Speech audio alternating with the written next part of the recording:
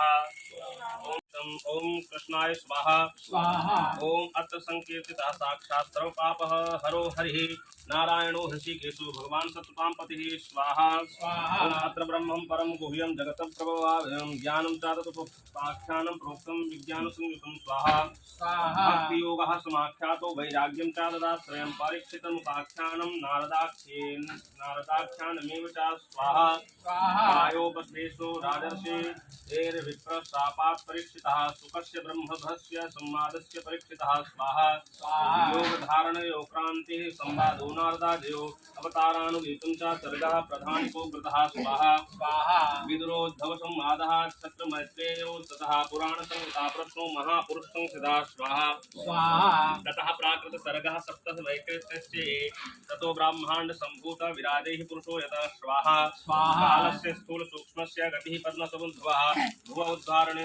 प्रतिहतमस्तु। किसी को बैठना है वो?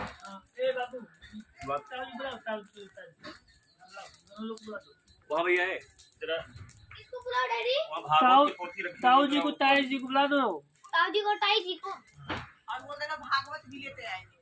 भागवत की पुस्तक। ओम भौमाय स्वाहा ओम बुधाय स्वाहा ओम गुरुवे स्वाहा ओम शुक्राय स्वाहा ओम शनैश्चराय स्वाहा ओम राहवे स्वाहा ओम केतवे स्वाहा ओम दशपालेभ्यो स्वाहा ओम पंचलोकपालेभ्यो स्वाहा अधिदेवताय स्वाहा प्रत्यदेवताय स्वाहा।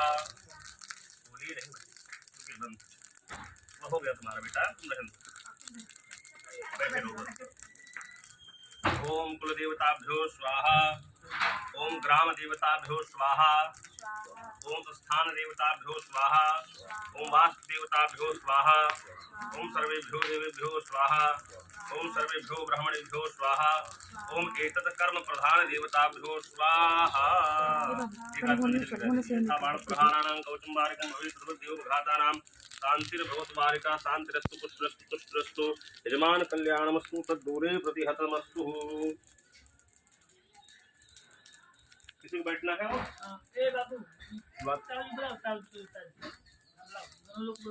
वहाँ भैया है जरा इसको बुलाओ डैडी। ताऊ जी को ताई जी को बुला दो। ताऊ जी को ताई जी को और बोल देना भागवत भी लेते आएंगे। भागवत की पुस्तक। श्री राम यही घनश्याम श्री राम यही घनश्याम श्री राम यही घनश्याम श्री राम यही घनश्याम प्रभु के महिमा की आरती पापियों को बाप से है तारती श्री भागवत भगवान की है आरती पापियों को बाप से है कर्पूर गौरम करुणावतारम संसार सारम भुजगेन्द्रहारम सदा वसंतम हृदयारविंदे भवं भवानी सहितं नमामि। त्वमेव माता च पिता त्वमेव बन्धो च सखा त्वमेव ज्ञानमयं त्वमेव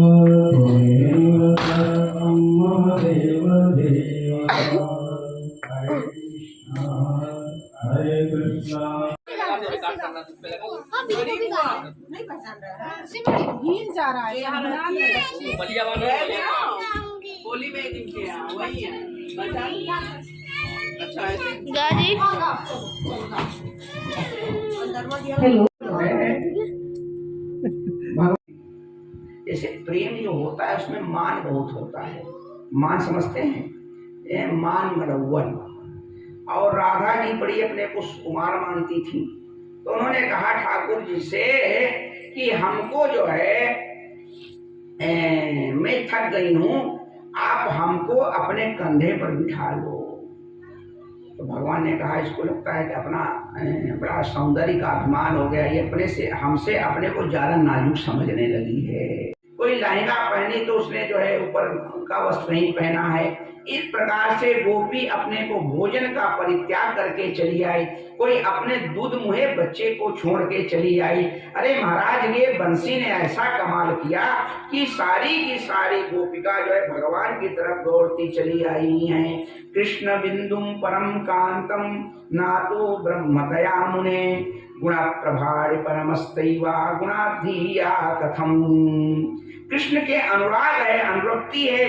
अनुरक्ति, ये प्रेम जब होता है तो वहां पर सब कुछ चीजें गौड़ हो जाती हैं। इस प्रकार से सारी की सारी गोपिकाएं जो है भगवान के पास दौड़ दौड़ कर आ रही हैं। उक्तम पुरस्तये देवै चैवा सिद्ध्यम यथागता दुष्पुण्यम ऋषिकेशा किमद्युक्षरम प्रियः।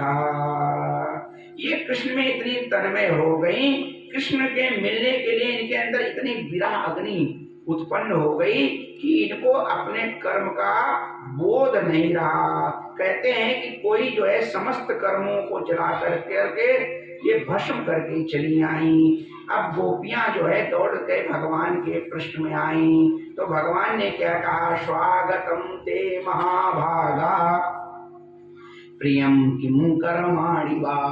हे महाभागे, आपका स्वागत है, अब बताओ मुझे क्या करना है। स्वागतम भो महाभागा प्रियम किम कर्माणि वा ब्रजस्यानां मया कश्चित् ब्रूतागमन कारणम। हे महाभागे, आप जो है मुझे क्या करना है, का ये हम बताएंगे क्या करना है तुमको। अब आप ही जानो आपको क्या करना है।